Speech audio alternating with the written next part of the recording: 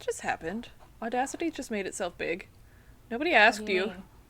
Like, it went did full that to screen me, too. without my permission. Oh, no, it does that to me all the time. And it's usually when I'm trying to close a different program, it'll just pop up, and then I'll close it. That's what on it accident. did it, and I was No, like, it does that all the time. It's really... Rude? It's free. Right.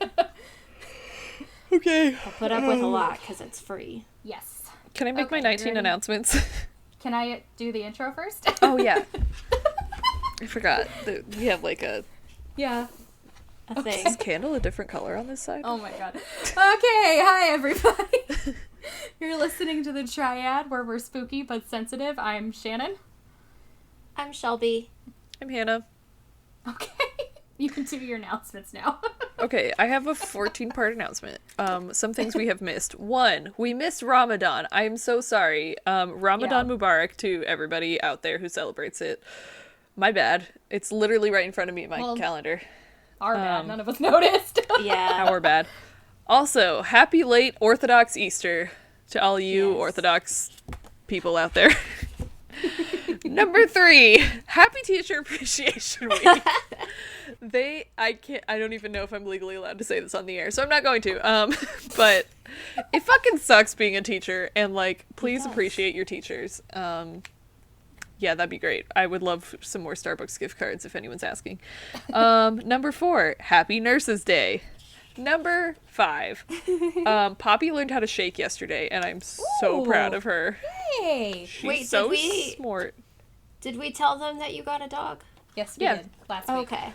I don't The dog, remember anything. Poppy the dog, Yeah. I still learned can't how get to Maisie shake. to shake, but she doesn't like her paws being touched, so I think that's a big part of it. Yeah, this little bee was biting me at first, and I was like, no, we're not playing that game. Okay. So anyway, those are all my announcements, I think. Okay. I don't have any. Announcements. Nope, got nothing. Okay. I never have anything, so. Yeah, that's Because okay. I literally either work or go to sleep, and that Yeah. is it. That is my whole life right there. Okay. There's an episode 45 folder in the episodes folder. I am on the PowerPoint. Okay. I have a PowerPoint and an outline. Oh, yes! My homegirl! What is up, Ireland? Oh! So excited! Oh Okay. my goodness. Yeah, so today we're talking about Mary Mallon, aka Typhoid Mary. I didn't just put Typhoid Mary because she fucking hated that name and it felt rude to only have this be called Typhoid Mary. So No offense, Mary, but if you didn't want that moniker, then maybe you should have washed your fucking hands. I was gonna say, we're to be gonna fair, get there. she was kind of not a great person. No! Yeah, not really, no. Okay, so I do want to say my notes are only 7 pages, and if we go through this how we normally do, we'll be done in like half an hour. So I do want to say what my thought progression was to get here, because it wasn't a straight path. So initially, I wanted to do something to like commemorate that I am done with law school. Technically, I still have to do 2 finals, but I'm done with like classes. And so I was okay, a crime involving a law school or a law student or a law professor. Which, like, there's a lot, but it's not, like, centralized. And then if you Google law school crime, it brings up criminal law programs, which wasn't what I wanted, obviously. And so then I was like, okay, just general college thing. And the biggest college thing right now is the college admissions scandal. But then I was like, that just happened. Like, and, like, a documentary just got released about it. So I feel like it would just be, I don't know. I just didn't want to do it. And so then I went on Reddit and went onto the true crime subreddit and just went through posts until I found something that looked interesting. And this is what came up. That is literally how I write every single episode. I am on Reddit for a minimum of 4 hours until I'm like, I've never heard of this, and then that's what I pick. Yeah, and like I like how you guys are both like, I found it on Reddit, and I'm just like, I found it on Tumblr. That's fair. I found Bass Reeves on Tumblr. I used to have Tumblr, and then it was a toxic garbage dump. It is. Also, my Tumblr got hacked, and I'm too lazy to fix it. So also, I just felt like I had to fight too many Nazis on Tumblr, and I was like, yeah, why am I remember doing that. this? Yeah, we did that a lot. Like in literally, college. How did that happen? I had Tumblr is one of those things that you have to, like, very much, You gotta be careful with it. yeah, you have to be careful with it, and you have to very much, like, make it, like, specific to you. And, like, it's one of those social medias that, like, the moment anyone, like, does anything that annoys me or I don't agree with, I unfollow them. Like, I don't give second chances on Tumblr. Yeah. I don't give second chances on Tumblr. I'm making that my new dating profile. Go for it. Okay, so, yeah. Anyway, moral of that story. I saw this on Reddit. I didn't actually know the story, and so I was like, this is interesting. We'll do this. Really quick, can I talk about, speaking of crime, can I tell you something? What? Okay, you guys know, what was her name? Belle Gunness, right? Yeah. You know who Belle Gunness is? Okay. Yes. So you know how she sent out that newspaper article that was like, blah, blah, blah, come marry me, I'm a rich widow. Yeah. Triflers need not apply. Yes. That was on my Tinder profile for a very long time. Until I was like, you know, she actually killed children too, so I'm not that into her anymore. Yeah. Anyway, so my sources, Wikipedia, crud, I meant to put the title of this, hang on. I have a medical journal article from, it's the Annals of Gastroenterology. Nice. We love it. Great word choice there. Yep. Crud. Go away. You know someone did that. They did that on purpose. 1,000% on purpose. They did that on purpose. So I have that. I have a thing from the Smithsonian Mag, BBC, a WordPress site called the Coalition Against Typhoid. I don't know if this is an actual organization or what, but they had good information on there. Look, as long as you got good information with sources, I don't care. Yeah. And then Forbes, PBS, and the History Channel. Okay. So if you can go to slide 2. Oh, did you guys like the History Channel meme I sent you? Yes. Yes. Oh my god. Yes. I was looking at it, I was like, what is this? Who? It's like an alien holding a baby. An alien and a monkey holding baby Jesus, it looked like. Yeah. And it also is done in the style of a Renaissance painting. Yes, that too. Yeah. And it said, what did it say? It said, like, nobody, ... and then History Channel at midnight, and then it's that picture. I love it. It's beautiful. And so true. Okay, so slide 2.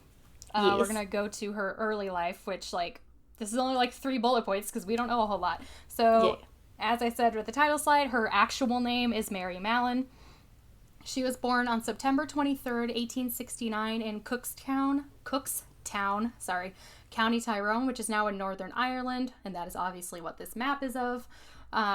We don't know a whole lot about her life before about 1900, but she immigrated to the U.S. in 1883 or 1884. I saw conflicting dates there.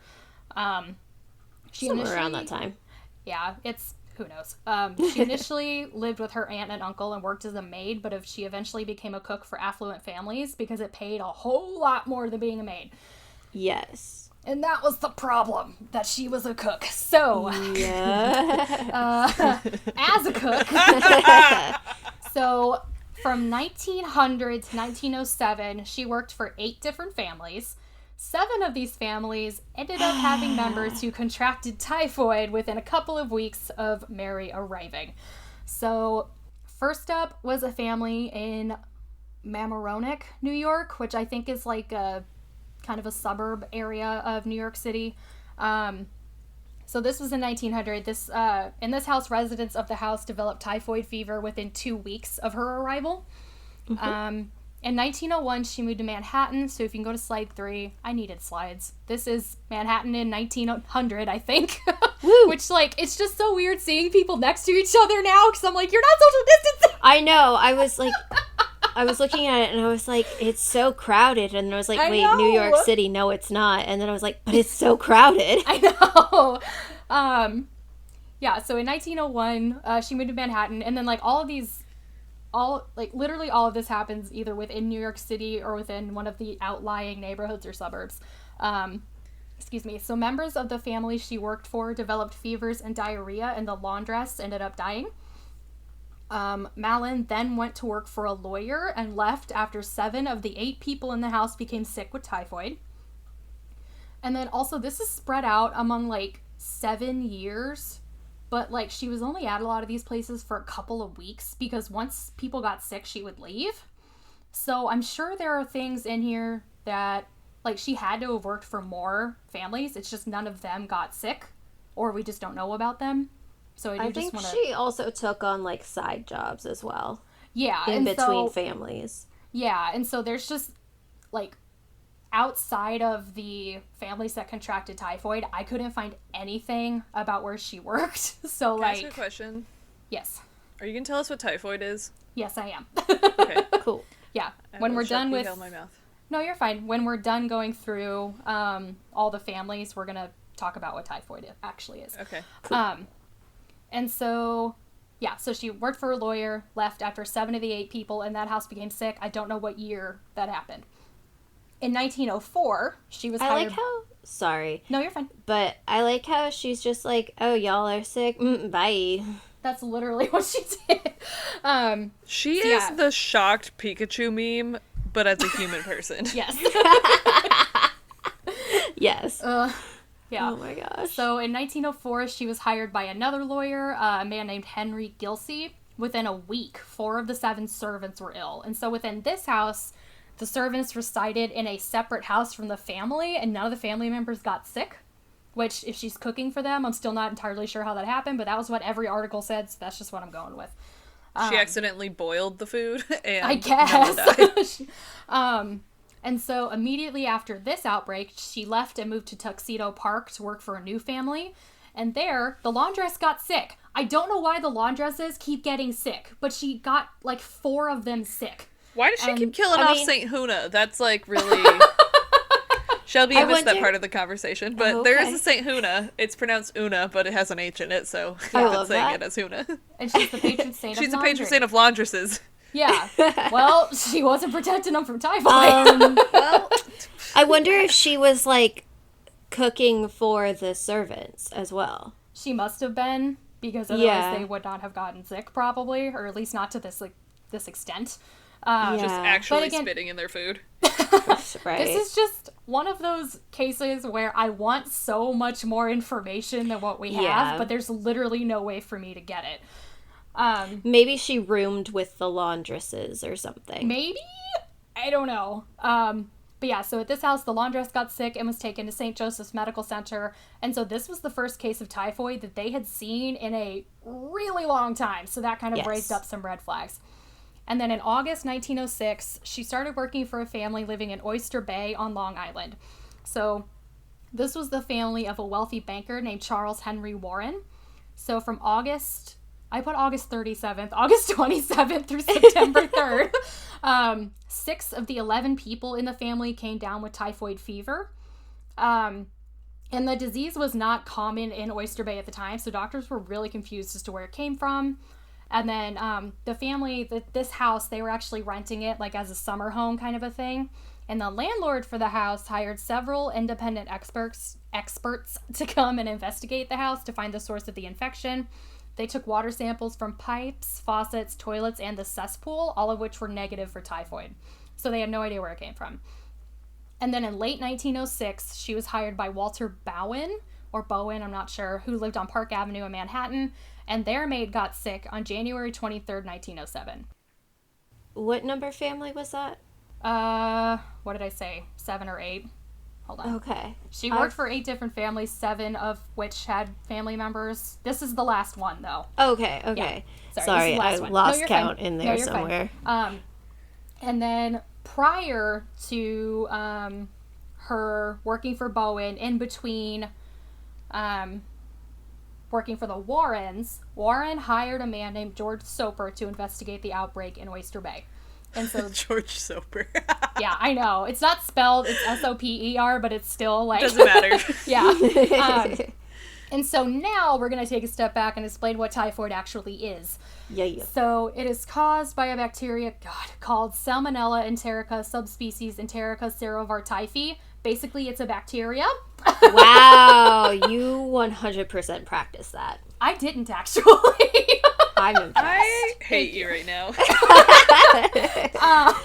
So basically, Hannah's like, my dyslexia is cringing. It's laughing in my face. It's just, it spat in my eye. I literally spent about 10 minutes just trying to find what the actual name of this bacteria was, because bacteria names are really fucking weird. They are. So yeah, it's caused by a type of Salmonella bacteria. Symptoms usually begin 6 to 30 days after exposure and can include fever, weakness, abdominal pain, constipation, headaches, and vomiting. Some people also get a skin rash with rose-colored spots. I don't know how that is different than red spots, but that's what all of the internet said, is that they're rose-colored. So that was just what I went with. I wonder if that's what I've got. I don't think so. I don't think you have typhoid. What? Wait, where do you have these spots? They're all over my hands. This is a full body rash, if that makes Well, you and feel any they're better. they're not spots. It's that, like, my hands itch, and then I start scratching, and then the skin falls off, and then it turns into a sore. Do you have... Oh, or is it like on the palms of your hands and your fingertips and stuff? No, it's on the backs of my hands, and the then I backs don't of know my what the hell's wrong with fingers. Because I have the one where my fingertips, they get little blisters and then they pop and then get sored. That's Yeah, I don't have that. Caryopsisexphalia, something. I don't know. Mine is Although- just that my skin likes to fall off. I do I'm have to pretty say- sure Let's just say it's I'm a contact sweaty bitch. dermatitis. Probably. Shelby, I'm not surprised you got a weird skin thing, because I just had a weird skin thing. So Yeah. of course you got a weird skin thing. I mean, to be Not fair, mine's been off and on for a couple months now, but Still. I don't Well, know. then maybe yours caused mine. Probably. Maybe. I don't know. Now I'm starting to get, like, little scars all over my hands because they're turning into, like, little sores. And I'm just like, can we stop that, though? Can we stop that?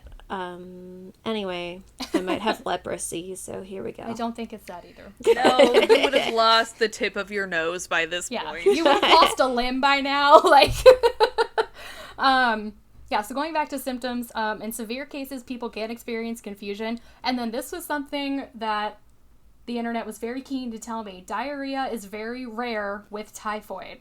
So I felt the need to bring it up here because the internet was like, if you have diarrhea, it's probably not typhoid. And I was like, okay, I don't know why this is important, but all right. didn't all the people who showed symptoms have diarrhea?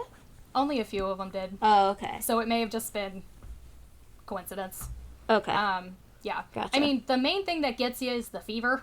Yeah. Yeah, and so it's spread by eating or drinking food or water that was contaminated with the feces of the infected person.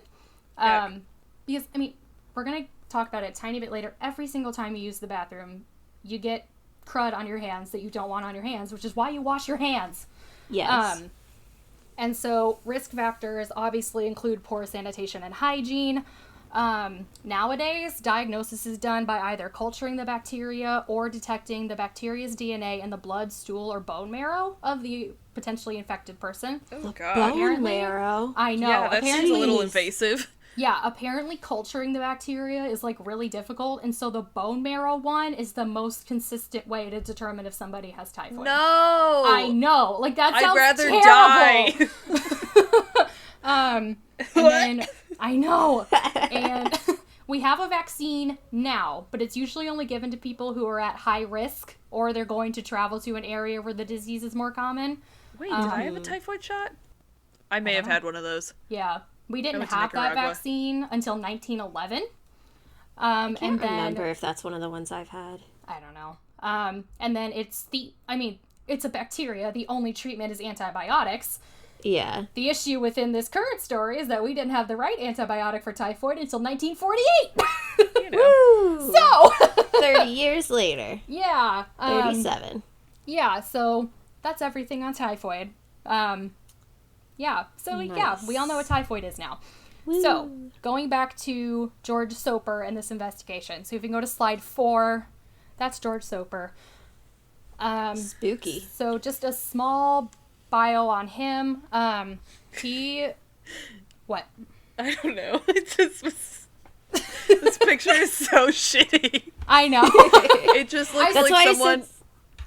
It just looks Go like ahead. someone made a Xerox of a fax and then sent it by carrier yeah. pigeon. Like, I know. Like, there that's were where we're a couple at. others that were, like, kind of better, but I couldn't actually tell if it was the same guy.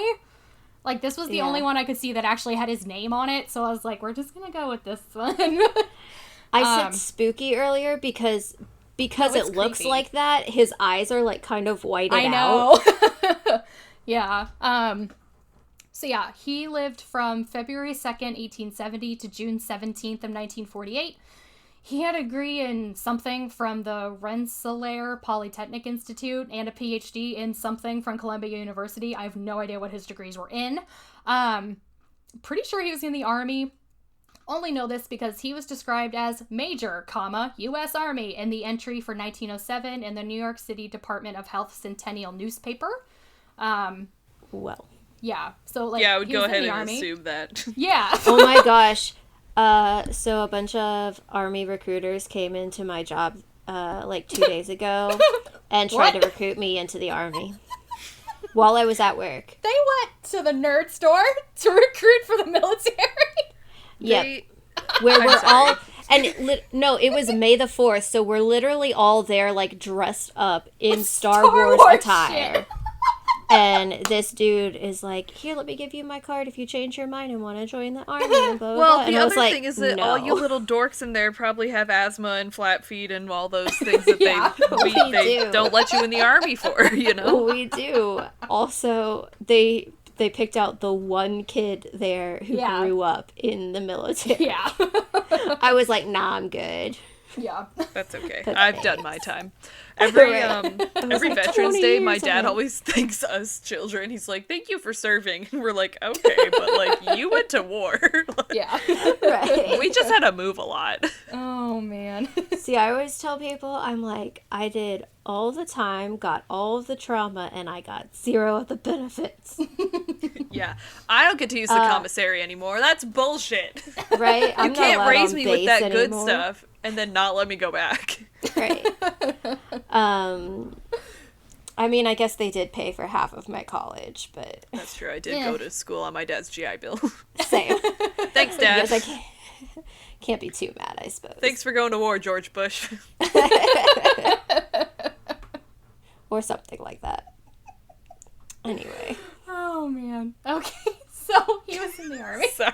Don't bring up the fine. military if you don't want us to bring No, up you're our fine. childhood We're already trauma. on page like 3 and yeah, of 7. So like it's fine. Look, I'm just trying to kill time here. Yeah, it's all good. So yeah, Soper, his actual job was as a sanitary engineer, which I did not know was a thing. Wait, is It this the is. guy who invented Listerine?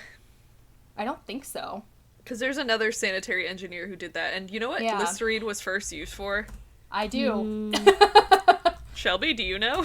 I do not. Shelby, do you want to have your day ruined? Yes. It was first used as a feminine hygiene product. Yeah. I just googled I mean, it. honestly, not surprised, but Can you imagine? Yeah. also I'm allergic to Listerine, so like, Oh Yeah, god. well now go ahead and put it in your nethers and see how that goes. well, it's Yeah. because I'm allergic to fluoride, so. Yeah. I just just googled allergic it, to all and teeth Listerine was products. created by a guy named Joseph Lawrence, so it was not this guy. Okay, it was just Wow. another one of those Yeah, sanitary another people who was sanitary like, engineer. hey, maybe we shouldn't spit on the street. Yeah. But we're mean, I gonna was gonna shove say that- alcohol up. That is an actual job. Yeah. I know, I was just thinking of like the early days of Yeah. Yeah, fair. sanitation. So yeah, he didn't invent Listerine, but he was the managing director of the American Society for the Control of Cancer, which later changed its name to the American Cancer Society from 1923 to 1928. So, The control of cancer just sounds I like know. you're causing cancer. So with this investigation, so again, he was hired by the Warrens specifically to do this investigation. And so he started in Oyster Bay because that was where the Warrens were. So the first thing Soper was concerned with was the fact that there was a typhoid outbreak in Oyster Bay at all. It was usually a disease that affected the lower classes, and the Warrens were decidedly upper class. This just boiled down to sanitation. upper class homes and neighborhoods were more sanitary than lower class homes and neighborhood. There was also, if you were upper class, you probably had better education regarding hygiene, you know? So it's almost like having money has benefits. yeah, almost. And so initially he thought it was from a bad batch of clams, but not everyone who had gotten sick had eaten the clams, so he ruled that out pretty quickly. And then I'm not entirely sure how he figured this out because, again, we have, like, no information on anything with this. He became aware of all of those other typhoid outbreaks, which were also in upper-class families, and figured out that an Irish cook had worked at all of the homes. And so... An Irish cooked. Yeah, they didn't... Yeah, I'm tired. And so this is straight from Wikipedia. Quote, he was unable to locate her because she generally left after an outbreak began without giving a forwarding address. Soper then learned... I can't even. He then learned of an active outbreak in a penthouse on Park Avenue, which is that last family that we went over, and discovered that Mallon was the cook. 2 of the household servants were hospitalized, and the daughter of the family died of typhoid. So... Oh, that sucks. Soper first met Mallon in the kitchen of the Bowen's house and accused her of spreading the disease. Though Soper himself, this is a quote too, though Soper himself recollected his behavior as diplomatic as possible, he infuriated Mallon and she threatened him with a carving fork. Yeah, I was gonna say, when did she start threatening to kill him? Yeah, now. And I guess it was immediately. Which, like, okay, he literally walked into the kitchen, introduced himself, and then asked for samples of her blood, urine, and feces. So, of course, she responded with threatening him with a carving fork. Also, she's Irish, That so, too. like, I'm not saying they're a little angry, but they're a little angry. Hi. Hello. My name is... Time to I was die. gonna say, have you met me? Like... I'm kidding. Yeah. And Obviously, but... With this, Soper later recounted that she was hot-tempered, stubborn, and isolated. He was never able to get in touch with any of her relatives. And she didn't really like we don't talk to that fucking lunatic. Yeah. She didn't socialize with other people, and it really seemed like she never had a friend ever. She did have a boyfriend at one point, but she did not. That's different He than probably a friend, got Yeah, typhoid. Yeah. Actually, he never got typhoid. He never got typhoid.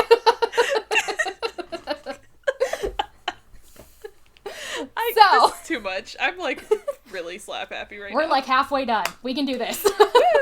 Okay, so Mallon refused to give samples. So Soper decided Soper decided to compile a 5-year history of her employment, which is how we found out that 7 of the 8 families that had hired her had contracted typhoid fever. And then Soper found out where Mallon's boyfriend lived and arranged a meeting there. He took another, like, an actual, like, medical doctor along with him in an attempt to persuade Mary to give them samples of urine and stool for analysis. But Mallon again refused to cooperate, believing that typhoid was everywhere and that the outbreaks had happened because of contaminated food and water. So, Okay. Soper There's realized... an ambulance going by. Quick question. Is she the source of the, like, Mary quite contrary nursery rhyme? I don't think so. That's Mary quite contrary. How does your garden grow with silver bells and cockle shells and little something something in a row? No, that's about a garden. Yeah. Isn't that about... Okay, I didn't know the rest of it. I just knew Mary quite contrary. And she seems rather contrary, so. I just Googled it. Mary, one of the theories is that it was Mary Queen of Scots or Mary the First of England. So this thing is, like, old. Oh. Yeah. Okay. Never mind. No, it's fine. It fits. when... Like... Wash your hands. Wash your hands. Yeah. Today, I watched a 2nd grader come out of the bathroom and use hand sanitizer and not wash his hands. And I was like, it is not the same thing. No. I'm sorry, but... not how that works. No. Turn around. Yeah. Try again. So, I should have put... Hang on. I'm going to move my slide transition to a different spot because I should have put it in a different spot. 1 second. So, Soper basically realized that Mallon was an asymptomatic typhoid carrier. And this was the first time someone had been described as a healthy carrier of typhoid in the United States. And there weren't a whole lot of healthy carriers for other diseases at the time, so this was just kind of a novel idea. And so basically the person shows absolutely no symptoms, and the bacteria just kind of hangs out in their guts and reproduces. Up to 6% of people who have had typhoid are asymptomatic carriers, or they may continue to spread it even after they've recovered. And they think that she may have always had it, as her mother was infected with typhoid during her pregnancy with Mary, but we don't know for sure where she got it. Plus, I feel like if she'd always had it, this would have been happening her entire life. But again, typhoid is all over the place at this point, so who the hell knows? Yes. So, Soper was afraid that she would quit her current job and disappear, so he notified the health department about what was going on, and she was arrested as a public health threat. So, she managed to avoid both Soper and the police for about 5 hours, but they eventually found her. They transported her to the Willard Parker Hospital in New York City, where she was restrained and forced to give samples. Poop in this cup or else. Basically, yeah. The massive numbers of typhoid bacteria that were discovered in her stool samples indicated that the infection center was in her gallbladder. I know, this episode's nasty. I'm just imagining it, like, getting up and walking out of the cup. Like, hey, what's up? I'm typhoid. It was just riddled with typhoid. Like, there was just so much. I love Hannah's just random maniacal laughter. I know. And I love Typhoid Mary so much, I can't even tell you. And so at this point, they questioned her. She admitted that she almost never washed her hands. Ew! Okay, so, I'm not defending her actions, but this was not unusual at the time because the germ theory of disease was not fully accepted or understood. Yeah. Like, they didn't... She's also really fucking stubborn, and I think that outweighs all of it. And so... Let's rephrase that. She's really fucking Irish. That too. So, the thing is... part of me knows that, like, they didn't exactly handle it well in the, like... They did taking her and forcing her to give samples, but also she did not handle it well. No, because literally, if they told her, wash your hands, and if she had just washed her hands at this point, we would have been fine. But she refused. Like, I mean, I'm not sure we would have been fine. It would have been a lot less of a problem. Yes. Just because of how much typhoid she carried. Yeah, and so, as I mentioned earlier, every time you use the bathroom, tiny particles of feces get onto your hands, which is why you wash your hands after you go to the bathroom. Which I'm emphasizing because do you know how many goddamn men don't wash their fucking hands? It's disgusting. So, the high temperature of cooking would have killed any bacteria on her hands. But her signature dish was peach ice cream, which she made by hand. So, if she didn't wash her hands and she didn't cook the food, there was nothing to kill that bacteria. Mary. Which is why she spread it so much. So she was then sentenced to quarantine on North Brother Island. So if you go to slide 5, she looks so fucking pissed. I love her. She looks so mad, which is That's fair. me every time I get up in the morning. Yes. Actually, that's Yuki every time I get up in the morning. So just a little bit on the island. So there's a North Brother Island and a South Brother Island. They're both in the East River between the Bronx and Rikers. That's horrible. Yeah. So, excuse me. North Island was at the time the site of the Riverside Hospital, which was a quarantine hospital. Excuse me, goodness. Riverside Hospital had been founded in the 1850s as the smallpox hospital to treat and isolate victims of smallpox. Its mission was eventually expanded to other quarantinable diseases, including typhoid and tuberculosis. And then during the polio epidemic in 1916, they treated numerous polio patients. The island is now a bird sanctuary now. From what I can tell, all the buildings are still standing. They're just abandoned, and no one lives on the island anymore except for birds. Yes, that you can go there with a special permit, I think. Yeah. And so Mary was not technically a patient at the hospital. She was just quarantined on the island because the island itself was basically like a quarantine island. And so she had her own cottage, which this is a quote from Forbes. It was originally built for the hospital's superintendent of nurses, and it had a living room, kitchen, and bathroom equipped with gas, electricity, and modern plumbing. So this was probably the nicest place she had ever lived in her life. And so... And then the hospital delivered... she hated it. Oh, she fucking hated... Well, She hated it just because she didn't want to be there, but she probably enjoyed being isolated because she didn't like other humans. I mean, yeah. You know what I mean? And so, yeah, the hospital delivered her food and all of her supplies, and she cooked and ate alone during her quarantine. The only time she saw people was when she gave stool and urine samples, which she had to do 3 times a week. Okay. Authorities suggested that she have her gallbladder removed, but she refused, which, at the time, gallbladder removal was super dangerous, and people often died during the procedure. Also, modern science suggests that typhoid carriers can harbor the bacteria in other organs as well, such as the spleen, so removing her gallbladder may not have actually solved anything. It probably would have, but we don't know for sure. And yeah, but then you can't eat potatoes anymore, so, like, if you're Irish, what's the fucking point? And there was a huge risk she was gonna die, so, like, she was I mean, too, if it was super dangerous at the time, like, I would have refused too. I would have been like, I'll just live in isolation, cool. On top of that, she didn't believe that she carried the disease because no one had explained the concept of a healthy carrier to her. Yeah, see, that's the part where I'm like, they didn't really handle this super well. No, they did not. They never... Like, she might have been much more willing to work with them if they had ever just been like, hey, so, here's the thing. Yeah, well, because she was like, I never had typhoid, how can I be spreading it?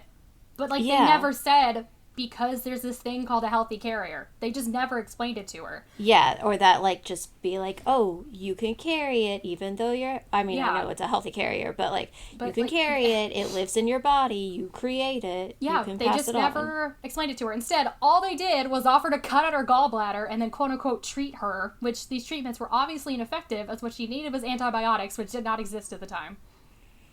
So, yeah, she also just was like, she argued that typhoid was everywhere and that her rich employers hadn't suffered more cases than anyone else in the city, which, like, is true, but in comparison to their norm, that was weird, you know? Yeah. But honestly, my secret hope is that she knew all of this and she knew that she was spreading it and she was just doing it to fuck with rich people. You know, I kind of think she may have, but we don't have any proof of that. There's no proof of that.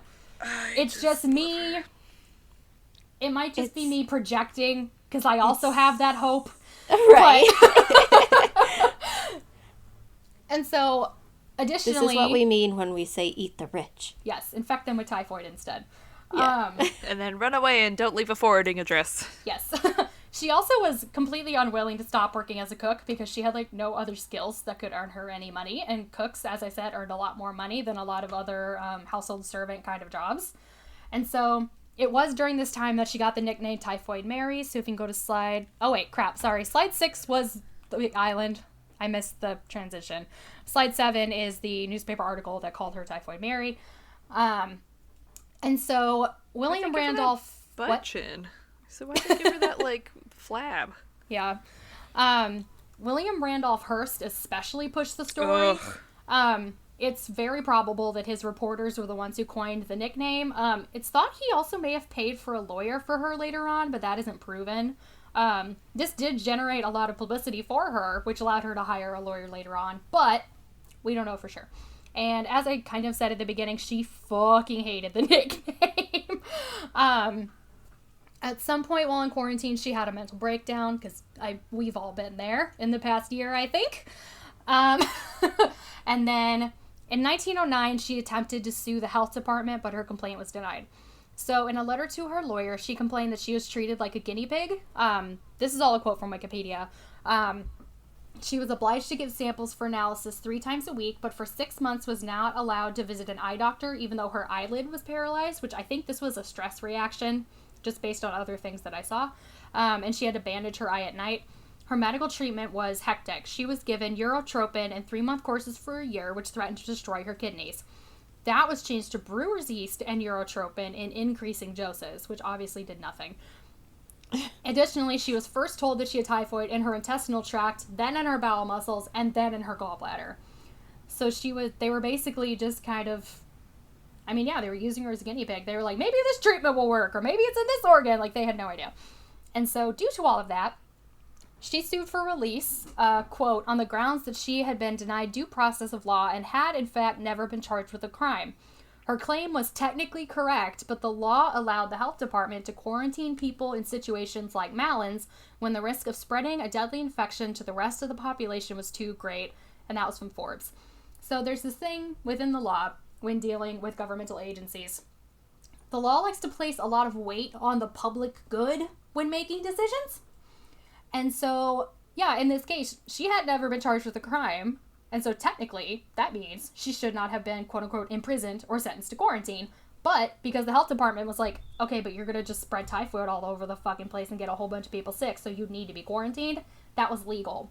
And honestly, nowadays, I'd give that like a 50-50 chance of succeeding nowadays. And it depends on who the judge is. Yeah. And it just depends on a lot of different things, you know? But yeah, they basically said, well, we would rather you be quarantined than you risk infecting the entirety of New York City.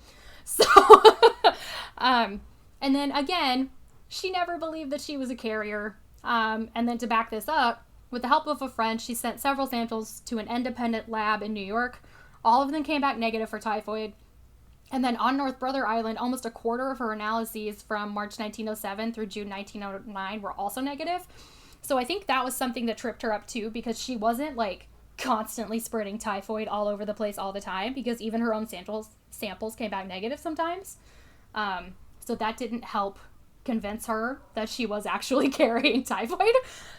And then finally, after almost 3 years of quarantine, the new Commissioner of Health, Eugene H. Porter, decided that disease carriers should no longer be kept in isolation and agreed to free Mary if she agreed to no longer be a professional cook.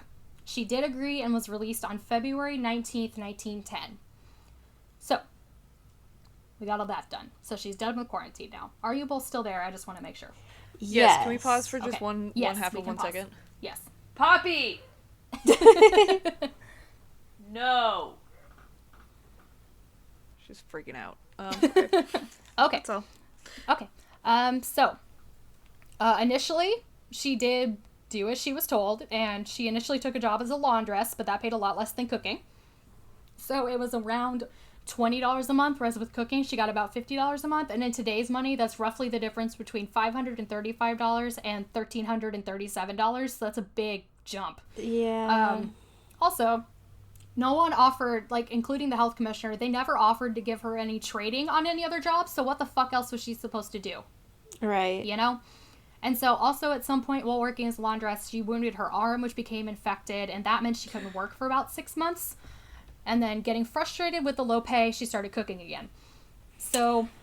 Well, and the whole time that she was quarantined, I mean, she wasn't making money, and then they just, like, let her go. So it's kind of like, well, what was she supposed to do? Yeah, and they didn't explain it well enough to her as to why she shouldn't be cooking or washing her hands, because she still wasn't fucking washing her hands.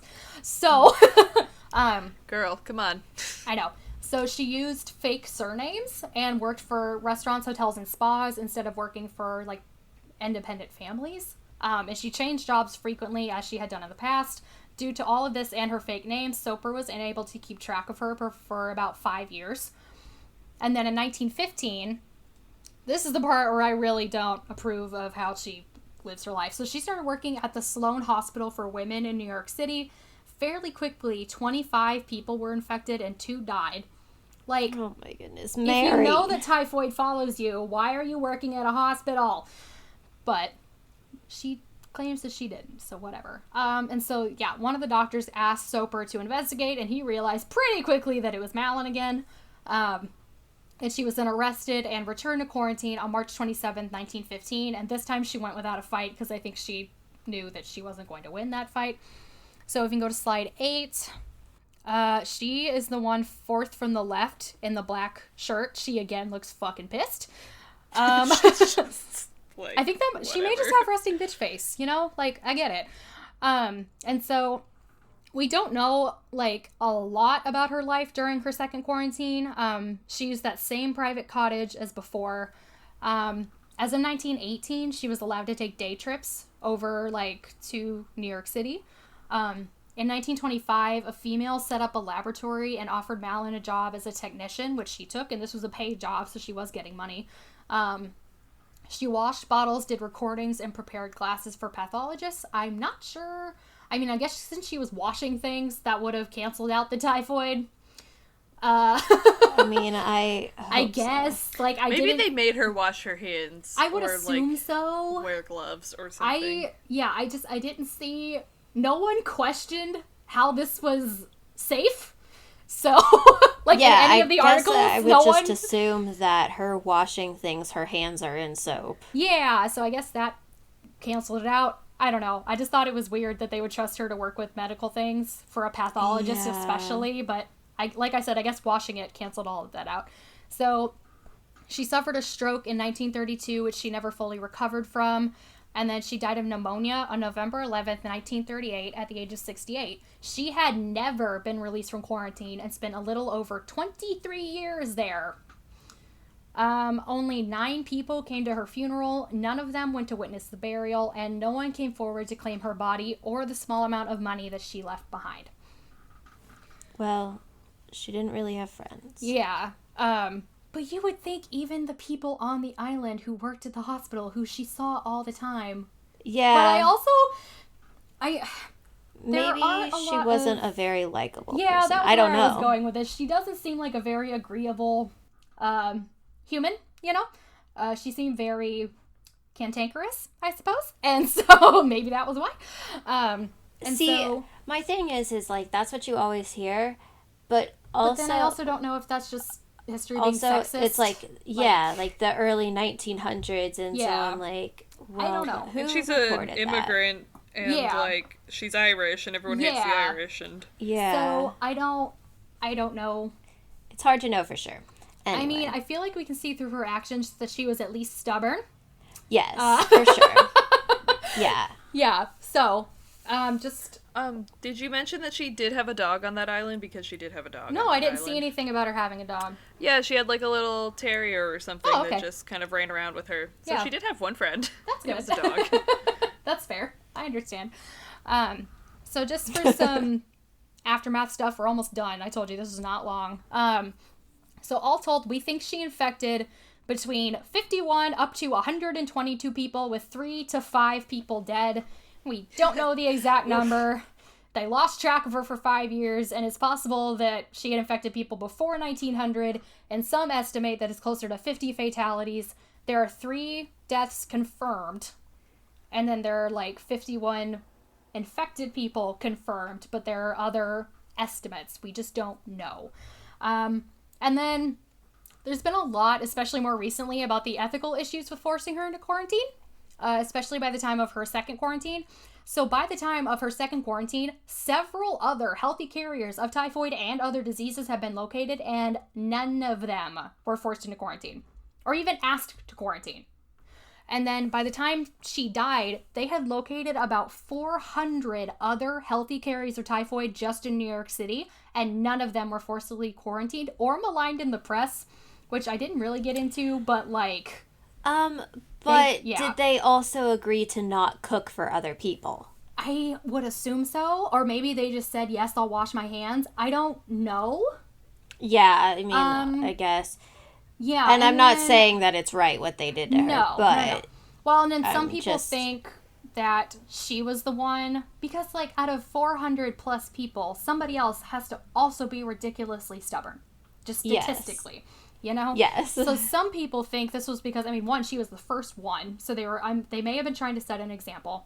And 2, she was female, Irish, uncooperative, and without a family. And that quote was from the Smithsonian mag. So... they're not wrong. Yeah. They also never, like, actually, other than sticking her on an island, they didn't actually, like, confine her, and they never worked with her at all. And they basically just made her be a lab rat, which kind of sucks. And then this is a quote from her. I have been, in fact, a peep show for everybody. Even the interns had to come to see me and ask about the facts already known to the whole wide world. The tuberculosis men would say, there she is, the kidnapped woman. Oh, that's fun. So that was her view of it, which is fair. And so, just a couple more things. There's a comic book villain named after her. I think it's a Marvel character. And then the phrase Typhoid Mary is I think it's I don't remember. It might be DC. I meant to write it down and I forgot. And the phrase Typhoid Mary is a colloquial term for anyone who, knowingly or not, spreads disease or some other undesirable thing. And so, because Shelby is, I'm not, like, you work retail. You're constantly having to deal with people who don't wear their fucking masks. This is a great example of why you need to listen to disease specialists when they tell you to do shit. What? She's a Daredevil. She's a Daredevil villain, so she is a Marvel villain. Okay, that's what I thought. Okay, wait, here's what it says about her. I'm sorry, hold on. Blah, blah, blah. Typhoid Mary is an enemy and former lover of Daredevil with low-level powers, including telekinesis. Blah, blah, blah, blah, blah. She's an assassin, blah, blah, blah. This is a whole sentence by itself. She's also gravely mentally ill. Yes. Why would you name her that if her power is telekinesis? Yeah, I don't think she has anything to do with disease, the character. I looked into it a little bit. I don't think she has anything to do with disease. Like, at least make her, like, chemical warfare or something. Oh, okay. So she has a bunch warfare. of different... She has dissociative identity disorder. So Mary is, like, her nice, quiet, pacifist one. Typhoid is adventurous, lustful, and violent. Bloody Mary is brutal, sadistic, and Gotcha. So they just went with all the famous Marys. Yeah. I guess. Gotcha. Okay. And didn't really think it through. Yeah. Cool. Yeah. Going back to the mask thing real quick, just because you don't see it or understand it doesn't mean that it's not real. And if Mary hadn't been so fucking stubborn and just washed her goddamn hands, there's a good chance that far fewer people would have been infected, and she may not have been quarantined the second time. Look, So all I'm gonna say is wash your hands, wear your mask, stay 6 feet apart. Okay, Yep. I don't care if you're vaccinated. I don't care if you've already had COVID. Do it. And if you don't understand why you still have to wear a mask, even though you are vaccinated, do some research. It is not my job to tell you I am a retail employee at a store in the mall. And it's not our job to tell you because we just host a podcast. Also, Yep. Not everyone who listens to this, I don't know. But if you are an adult and you don't understand that, it is not my job to inform you. We've had a year. Okay. We've had over Google a year is a for you thing, to the figure this CDC out. is a thing, the World Yes. Health Organization is a thing. Just, Yeah. Also, it's update. not that difficult. Learn how vaccines work. Okay? Okay. End rant. Anyway. Yes, Huna. She had a fox terrier. If Okay, anyone thank was you. wondering, Oh, breed of cute. dog. I couldn't find a name. That's okay. Yeah, I just thought this was interesting, and it's a quick one because we've had a lot of long episodes, which isn't a bad thing. Just it takes up. So the longer the episode is, the more storage space it takes up for our podcast hosting, and then I have to pay for overflow storage. And so I was like, oh, short one, less space, good. Yeah. Fair. Yeah. Plus, I knew you guys would tangent, so I didn't know how long this would end up being, but Like an hour. yeah, we're close to an hour. It's all good. Yeah, so and I just thought it was interesting in this case because, like, in a lot of history cases, you think that there's, like, a very clear good guy and bad guy, which is not how history works, but in like, the popular understanding of it. But in this one, like, yes, Mary fucked up, but so did the health department by not telling her what the fuck was going on. I was gonna say, it was handled poorly yeah. on all sides. Yeah. And I understand that, like, it's the early 1900s and, like, germ theory wasn't really a thing. Yeah. And they didn't have any vaccines or antibiotics, and so, like, well, that was another thing, too. A lot of they didn't really know a lot about a lot. Yeah. And they didn't have, like, ethical... No, they did not. There were no ethical standards for medical care. So, I get a lot of it, but Yeah. also, stop. Yeah, and, like, that was something that a lot of the articles said. They were like, what else was the health department supposed to do? Other than just let her do what she was doing. Because she just refused to change her career, which, again, she had no training in anything else, and it paid better, so I get it. But also, she just refused to wash her hands. Just refused. And so, Yeah. like, again, I'm not defending either side here, but, like, again, like, literally, what else was the health department supposed to do other than stick her on an island with people who are already sick with the same thing she has? So, yeah. Yeah. I don't know. Like I said, nowadays, probably wouldn't be able to get away with forcibly quarantining someone to an island at least, you know? Oh, for sure. Like, if you're in a hospital, that's different, but... yeah. So, yeah. I just am thinking of lepers in Hawaii. Yeah. Anyway, good times. Leper colonies used to be a thing. Yeah. I should join one of those. There were whole, with my leprosy. I'm trying to think. There's an island off the coast of, I want to say, Italy that was a Black Plague island. Yeah, Pavalia Yeah. Yeah. Like, this is, Yeah, like, Ghost a Adventures thing. went there. Right. Yeah. Like, this, like, plague islands are a thing. It's just, like, this wasn't the first time that somebody thought of this idea. This idea has been around for hundreds of years. Did you know you can get leprosy from armadillos? I did know that. That's the only animal in North America that can give humans leprosy. Yep. Is that how I got mine? Did you touch, did you an, touch armadillo? an armadillo? No, and I don't have leprosy. No, you don't. Okay. I'm just gonna run with that, though. Yeah. Forever. Yeah, why not? Okay, that was all that I had. Cool. Like I said, I would have loved for this to be longer, but there really isn't. There are gaps that I literally could not fill. So, yeah. I did the best I could. Sounds good to me. Yeah. Okay, well, cool. Our ending is that we have no ending. Wash your damn hands. Yes, wash your hands. Yeah, that one too. Oh my god. Yes, wash your hands. Mm-hmm. Every time you go to the bathroom, I don't care. Yep. Hand sanitizer, as second graders call it, does not count. No, it Please does use not. soap and water. Yes. 20 seconds, sing the alphabet. It's not that hard. Okay. Yep. Goodbye, Make sure you get the everybody. back of your hands. Yeah, under your nails. That is a fucking cesspool. Your wrists, all of it. Do it. Bar. Anyway, bye. Okay, goodbye. I was raised by a nurse, clearly. Thanks for listening to The Triad. Our music is by Scott Buckley. Our audio is recorded by our sound engineers, Craig Bott and Audrey Credo. If you like the show, please rate, review, and subscribe on Apple Podcasts, Spotify, or wherever you get your podcasts. You can also follow us on social media. We're on Instagram, YouTube, and Tumblr as The Triad Podcast. We're also on Patreon as The Triad. Currently, all Patreon funds will go towards the cost of hosting the show. Each tier has its own rewards, but every patron receives our undying gratitude. Do you have comments, questions, or stories? Email us at thetriadpod@gmail.com. And thank you again for listening to The Triad, where we're spooky but sensitive.